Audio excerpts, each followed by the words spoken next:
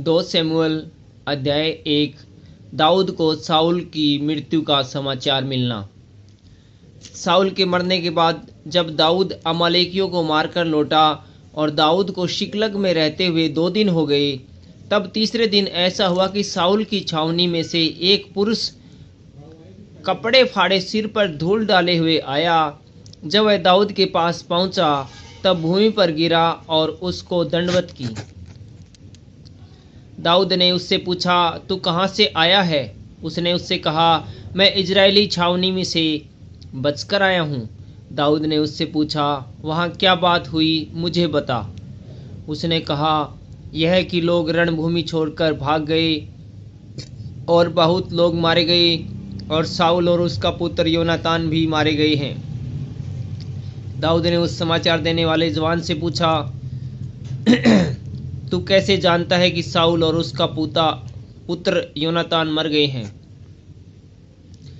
समाचार देने वाले जवान ने कहा, संयोग से मैं गिलबो पहाड़ पर था तो क्या देखा कि साउल अपने भाले की टेक लगाए हुए है।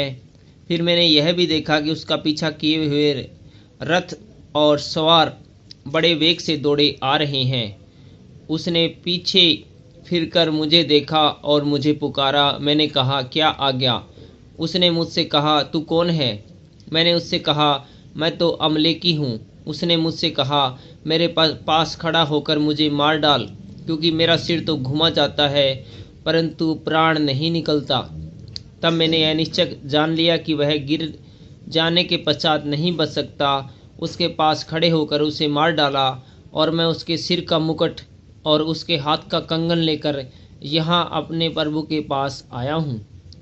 तब दाऊद ने अपने कपड़े पकड़कर फाड़े और जितने पुरुष उसके संग थे उन्होंने भी वैसा ही किया।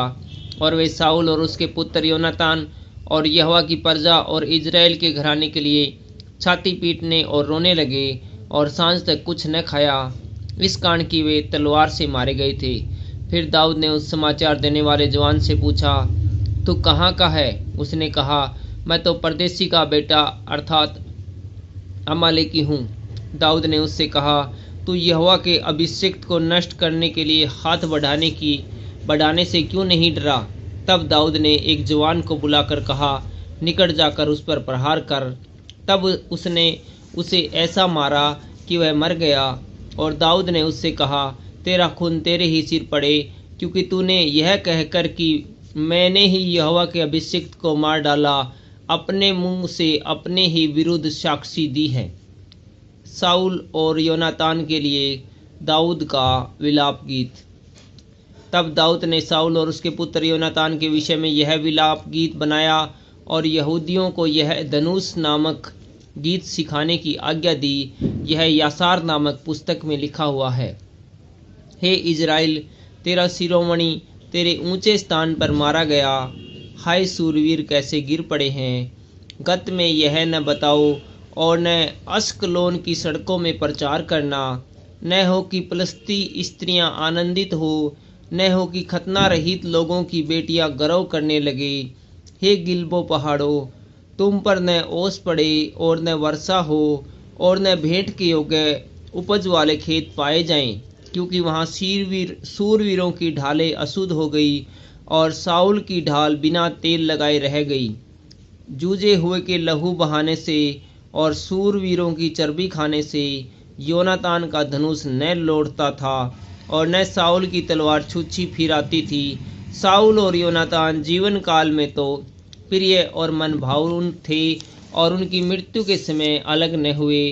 वे उकाब से भी वेग से चलने वाले और सिंह से भी अधिक पराक्रमी थे।